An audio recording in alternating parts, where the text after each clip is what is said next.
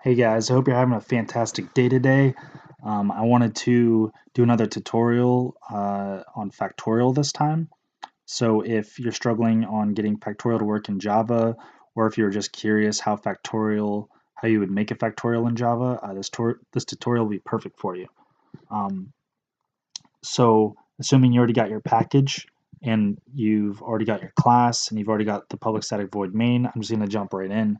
So the first thing you're going to want to make sure you have besides those is to import a Java utility called scanner.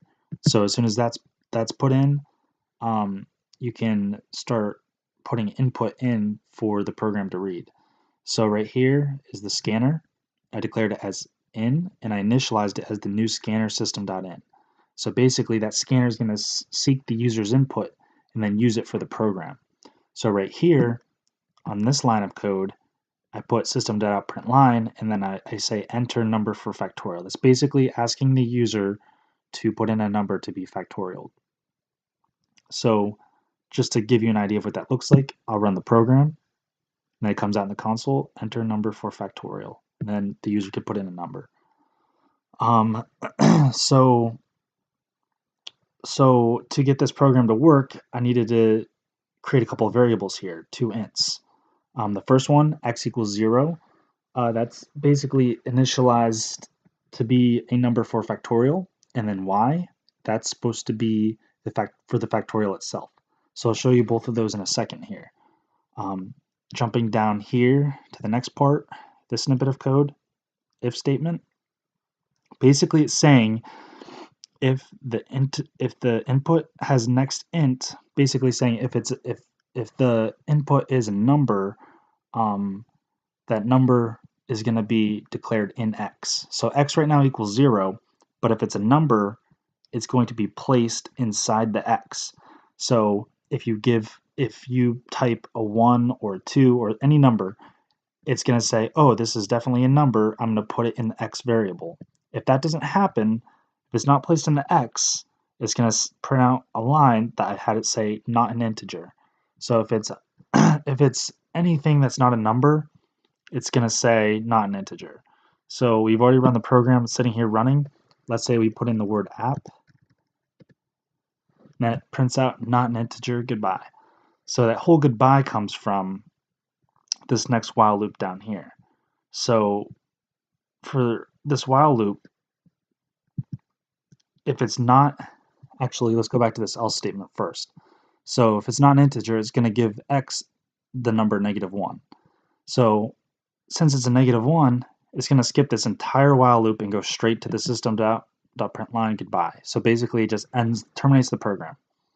But up here, if it's a regular number, this x where your number is going to be factorial. So it's going to use our function factorial, and then your number right in here is going to then be factorial and put into y. This is that y that I was talking about earlier that I declared. So now it's able to be used in this while loop.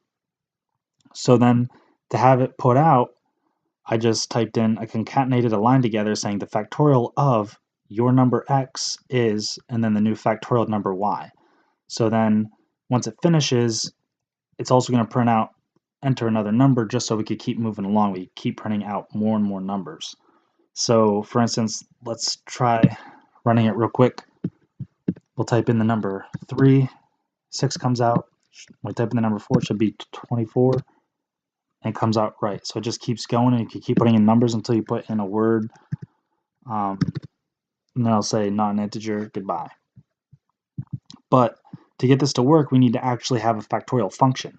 So although we have all that stuff to do the user input and output, to get the factorial to actually work and print out those numbers, we have to make a function, which is right here, the factorial function. And basically, this factorial method returns an int. That's what that argument is, int n.